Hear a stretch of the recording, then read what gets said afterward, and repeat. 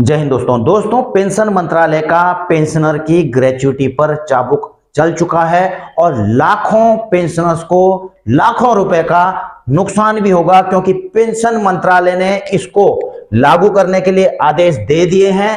Pension पर gratuity नहीं, किसको मिली छूट? जी हां दोस्तों, एक लेटर जारी किया गया है ऑफिस मेमोरेंडम पेंशन मंत्रालय की तरफ से 26 दिसंबर 2025 को आप देख रहे हैं ऑफिस मेमोरेंडम ग्रेच्युटी के रिगार्डिंग।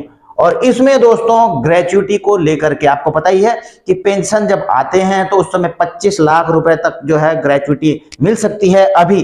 लेकिन अभी इसमें क्या है दोस्तों, एक क्लेरिफिकेशन जारी किया है और इसको देखिए दोस्तों, लागू करने के लिए भी कह दिया है। विभिन्न मंत्रालय और डिपार्टमेंट ऑर्गेनाइजेशन को भेजा गया है और subordinate offices there under for strict implementation की इसको स्ट्रिक्टली इसको लागू किया जाए। और तीनों के लिए है दोस्तों, किसके लिए? इसमें अलग अलग क्लॉज दिए गए हैं। क्लॉज क्या समझिए कि अलग अलग बांटा गया है कर्मचारियों को। किस प्रकार से? सबसे पहला तो दोस्तों जो सरकारी कर्मचारी हैं, जो सरकारी तो हैं, केंद्रीय कर्मी और राज्य कर्मी जो कि सिविल में हैं, सिविल सर्विस में हैं, आप इस चीज को समझ रहे होंगे। दूसरा डिवाइड किया गया तो डिफेंस के जो सर्विस में हैं, ठीक है ना, डिफेंस के जो पेंशनर्स हैं उनके लिए। और तीसरा है दोस्तों ग्रेच्युटी का नियम जो प्राइवेट में जॉब कर रहे होते हैं, उसके बाद गवर्नमेंट जो प्राइवेट या पब्लिक सेक्टर अंडरटेकिंग में, तो वो गवर्नमेंट जॉब को ज्वाइन करते हैं, तो उनकी ग्रेच्युटी को लेकर दोस्तों ये है पूरा लेटर। अब इसको मैं समझाता हूं दोस्तों सीधा हिंदी में आपको, ठीक है, जो आपकी समझ में सीधा आ जाए कि इसमें लिखा हुआ क्या है। बाकी जो अंग्रेजी में समझना चाहते हैं इसको स्क्रीनशॉट ले लीजिए, कोई बात नहीं, आप इसको देख सकते हैं कि इसमें लिखा क्या है। लेकिन जो हिंदी में इसका अर्थ बताऊंगा, इस चीज को समझ लेना दोस्तों, ठीक है। आप बेसिकली आपको पता ही है दोस्तों, ग्रेच्युटी आपको पता ही है कि जब आप सरकारी नौकरी से डिस्चार्ज आते हैं, रिटायरमेंट आते हैं, छोड़ करके आते हैं, जो भी आते हैं, तो आपको एक ग्रेच्युटी मिलती है उसमें, ठीक है ना। डेथ कम रिटायरमेंट ग्रेच्युटी बोलते हैं उसको, ठीक है। रिटायरमेंट के तौर पे आएंगे तो रिटायरमेंट ग्रेच्युटी होगी, अगर किसी की डेथ हो जाती है तो उनको डेथ ग्रेच्युटी पे होती है, ठीक है। तो ग्रेच्युटी एक तरह का बोनस है जो रिटायरमेंट इस्तीफा या नौकरी छोड़ने पर मिलता है। अभी देखिए एनपीएस, अब तो एनपीएस हो चुका है। एनपीएस में इसकी अधिकतम राशि सीमित है 20 लाख तक, लेकिन कुल सेवा के आधार पर एनपीएस में 20 है, वैसे सेंट्रल गवर्नमेंट के लिए आपको पता होना चाहिए 25 है, ठीक है ना। अब देखिए इसमें क्या है दोस्तों, नियम क्या चीज जो जिसको लागू करने के लिए क्या कहा गया है, मुख्य नियम क्या है? दोबारा जो नौकरी करते हैं दोस्तों, री एम्प्लॉय होते हैं, यह नियम उनके ऊपर लागू होगा। जी हाँ दोस्तों, अगर कोई सरकारी कर्मचारी पहले ही ग्रेच्युटी लेकर रिटायर हुआ है, जैसे पूरी उम्र होने पर या जबरदस्ती रिटायरमेंट यानी कि वॉलंटरी रिटायरमेंट या जो भी है रिटायरमेंट होते हैं, तो फिर सरकारी नौकरी कर लेता है, तो नई नौकरी के लिए अलग ग्रेच्युटी नहीं मिलेगी। देखिए यह है बेसिकली उनके लिए, सरकारी नौकरी में था, ठीक है, उसके बाद वो वॉलंटियर डिस्चार्ज आ गए या फिर पूरी सर्विस करके आ गए, उसके बाद दोबारा री एम्प्लॉय हो गए किसी सरकारी जॉब में, तो पहली वाली जॉब में उनको ऑलरेडी ग्रेच्युटी मिल चुकी है। भले ही लिमिट 25 लाख है, अगर 15 भी मिली है, 10 भी मिली है, वो कोई मैटर नहीं करता। केंद्रीय जो सरकारी कर्मचारी, राज्य के सरकारी कर्मचारी, वो आए, दोबारा सरकारी नौकरी लगी, तो उनको नई नौकरी पर जब वहां से आएंगे 10, 15, 20 साल जो भी करके, तो वहां से उनको अलग से ग्रेच्युटी नहीं मिलेगी। ये तो हुआ सिविल कर्मचारियों के लिए। मैंने आपको 3 कैटेगरी बताई थी ना, ठीक है। सिविल कर्मचारी, अगर सिविल ही सरकारी नौकरी में लगता है। अब क्यों? क्योंकि पुरानी ग्रेच्युटी को दोबारा गिनना नहीं चाहिए।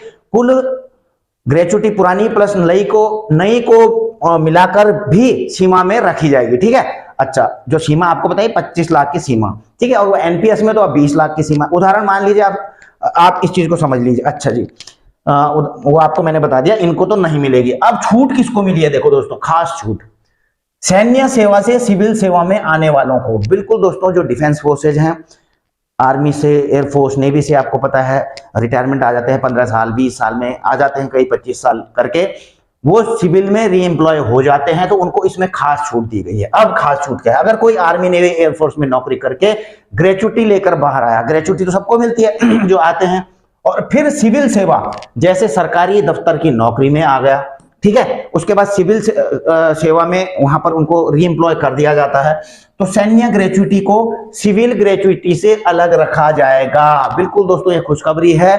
डिफेंस के जो सेवारत या जो डिस्चार्ज हुए हैं और री एम्प्लॉय हुए, चाहे बैंक में हुए हों, किसी सरकारी अन्य केंद्रीय उसमें क्रम में हुए हों, तो उनका अलग है दोस्तों। उनका ऐसे नहीं, उन्होंने चाहे 20 लाख रुपए ले रखा, 25 लाख रुपए ले रखा आर्मी से, लेकिन सिविल में लगते हैं तो उससे उसको अलग रखा जाएगा। आप समझ रहे हैं इस बात को? यानी कि उनको वहां की भी मिलेगी और सिविल वाले की भी उनको ग्रेचुइटी मिलेगी। उनको यह छूट दी गई है सैन्य सेवा से सिविल में। जो अच्छा, कोई सीमा नहीं लगेगी, जो मैंने आपको बताया कि ऐसा नहीं कि इसमें जैसे इसमें सीमा लग रही है कि जो है एक लिमिट है इतने की, तो इससे ज्यादा अगर दूसरे में हो रहे हैं तो उससे ज्यादा नहीं मिलेगी। तो इसमें कोई सीमा नहीं है। सपोज यहाँ पे मतलब सैन्य वाला पैसा अलग रहेगा और सिविल नौकरी पर मिलने वाली ग्रेचुइटी भी पूरी मिलेगी बिना किसी कटौती के। सपोज किसी ने सेना से 25 लाख जो लिमिट थी उतना उन्होंने ले लिया है, 20 लाख रुपए ले लिया, फिर सिविल में जाके उसको 10-15 लाख रुपए, 15 लाख, 20 लाख और बन रही है ग्रेचुइटी, तो उस 25 में से कम हो जाएगी। ऐसा कुछ नहीं है, इसकी सेपरेट मिलेगी इसको। यहां पर भी डिफेंस की भी इसको सेपरेट मिलेगी सैन्य सेवा से सिविल में लगने के मामले में, ठीक है। अब आप इस चीज को समझ गए होंगे। अन्य मामलों में दोस्तों, अन्य मामलों में किसमें? प्राइवेट कंपनी से। Private company, public sector undertaking या स्वायत्त संस्था से में काम करके, अब कोई होता है प्राइवेट कंपनी से कोई सरकारी नौकरी में चला जाता है, तो प्राइवेट कंपनीज भी पीएसयूज भी ग्रेचुइटी देती है। तो वहां पर अगर उनको ग्रेचुइटी मिली है तो इनके लिए क्या नियम है? तो वहां की ग्रेचुइटी प्लस सरकारी ग्रेचुइटी मिलाकर कुल राशि सीमित रहेगी। आप समझ गए? सिविल में उन्होंने कुछ काम किया, 5-7 लाख 10 लाख रुपए उनको ग्रेचुइटी मिली, वहां पर उन्होंने छोड़कर उनकी सरकारी नौकरी लग गई। अब सरकारी नौकरी की जो लिमिट है 25 लाख, हालांकि ये अभी एनपीएस में तो 20 लाख है, ठीक है, 20 लाख। तो अगर जो है इसकी ग्रेचुइटी, ये ऑलरेडी 10 लाख रुपए ग्रेचुइटी ले चुका है प्राइवेट से, तो वहां से इस वाले से घट जाएगा। इसको अगर उसकी ज्यादा बन रही है 20 लाख, तो 20 से वो 10 घट जाएगा, क्योंकि 10 तो ऑलरेडी ले चुका है, तो 10 ही लाख इसको मिलेगी। तो कुल मिलाकर के इसको सीमित रहेगी। इसकी इस मामले में कुछ नहीं मिलेगा। इसमें डिफेंस के मामले में बिल्कुल छूट है, पूरा मिलेगा। और जो प्राइवेट से या पीएसयू से सरकारी संस्थानों में जाते हैं, सरकारी नौकरी में जाते हैं, तो इनको कुछ लिमिट किया गया है कि जितना मिल चुका है, तो जो लिमिट है, फुल लिमिट है, कुल राशि है, उसमें से उसको घटा दिया जाएगा, उतना उनका कम कर दिया जाएगा। तो राज्य सरकार और केंद्र सरकार के बीच यही कुल ग्रेचुइटी एक सीमा में फिट होनी चाहिए, ठीक है। अब इस चीज को अच्छा, और इस चीज को यह भी बताया गया कि पुराने ये 2020 का नियम है, यही कहते हैं, कोई इसमें दोहराव नहीं किया गया है, कोई नया नियम नहीं है, लेकिन इसको लागू करने के लिए कहा गया है मंत्रालयों को, ठीक है।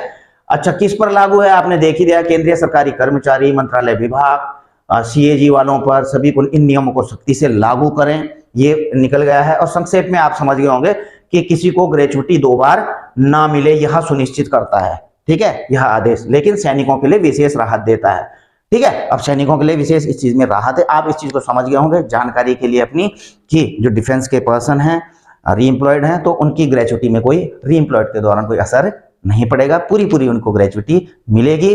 तो यही दोस्तों आपको देनी थी खबर। वीडियो अगर आपको अच्छी लगी तो लाइक शेयर कर सकते हैं। चैनल को सब्सक्राइब नहीं किया है तो सब्सक्राइब कर सकते हैं, ताकि मेरी आने वाली वीडियोस की नोटिफिकेशंस आपको मिलती रहे। जल्द मिलेंगे नई वीडियो में नई जानकारी के साथ। जय हिंद, वंदे मातरम।